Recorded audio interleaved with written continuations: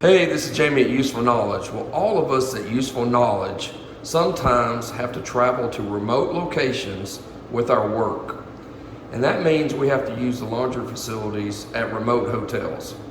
So if you'll stay tuned, I'm going to show you a little trick that's going to save you some time and frustration and money when using these hotel dryers. Okay, so we'll start loading this dryer with quarters.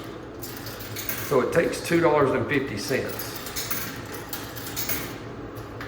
And it's supposed to give you about 40 minutes. Okay, so here's the trick most people don't know. All right, there's 40 minutes. So all you have to do, instead of running it a second time, just go ahead and put some more quarters in it. And you would be surprised how many experienced travelers don't know this trick. There you go. I know from experience on this one that you need right at 60 minutes because it burnt me the other night when I washed clothes and dried them. Okay, so we hope you gained some useful knowledge on how to save some frustration and time and money when you're traveling. Thanks everyone for watching.